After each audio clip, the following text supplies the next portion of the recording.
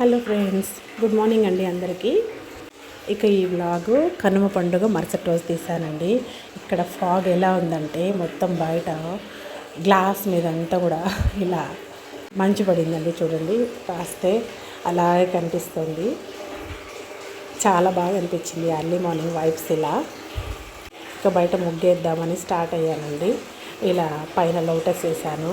ఇక్కడ మనకి ప్లేస్ బాగుంటుంది అమ్మ వాళ్ళ ఇంట్లో. బయట ఎంత పెద్ద ముగ్గైనా వేసుకోవచ్చు. అందుకు జస్ట్ ఒక సింపుల్గా డిజైన్ వేద్దామని ఇలా మొదలు పెట్టానండి. లాస్ట్కి ఎలా టర్న్ అవుట్ అయిందో రంగోలి చూసేయండి. అలా చిన్నది వేద్దామని మొదలుపెట్టి అది చాలా పెద్దది అయిపోయింది. పెంచుకుంటూ వెళ్ళానండి. నాకైతే ముగ్గులు ఇలా వేయడం చాలా ఇష్టం. మా చిన్నప్పుడు వేసేదాన్ని, కానీ ఇప్పుడు బయట రెంటెడ్ హౌస్లో అపార్ట్మెంట్స్లో ఇలా కుదరట్లేదు. ఇకైతే ఈ ముగ్గు అంతా పెంచిన తర్వాత ఇలా ఉందండి. బాగుంది కదా.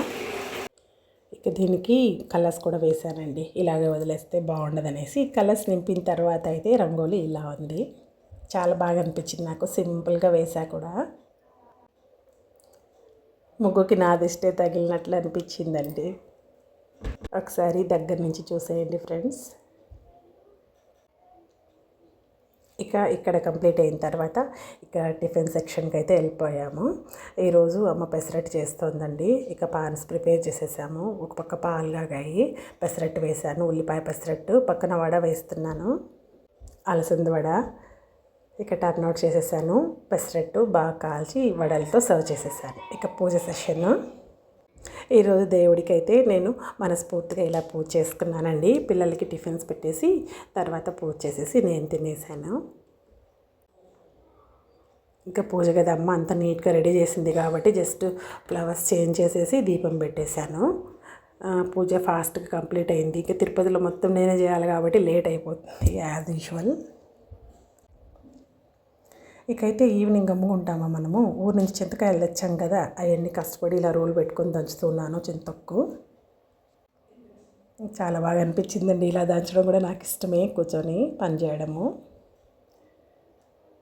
ఇకైతే కష్టపడి అలా సెట్ చేశానన్నమాట ఫోన్ని. ఇక నాకు ఎంత తొక్కు దంచేదానికి 2-3 అవర్స్ పైనే పట్టిందండి. చాలా టైం కన్స్యూమింగ్. 1 అవర్లో అయిపోతుందని కూర్చున్నాను. ఒక సినిమా కూడా కంప్లీట్ అయినా నా పని కంప్లీట్ కాలేదు. ఇలా దంచుతున్నానండి తొక్కు అయితే. ఇక ఇవన్నీ కూడా దంచేయాలి. ఆల్మోస్ట్ ఒక 2-3 కేజెస్ అయితే అయి ఉంటుంది అనుకుంటా. ఇక ఇంత అయితే కంప్లీట్ చేశానండి. ఇలా వేసి పెట్టాను బాక్స్లో. Okay, thank you for watching. Take care. Bye.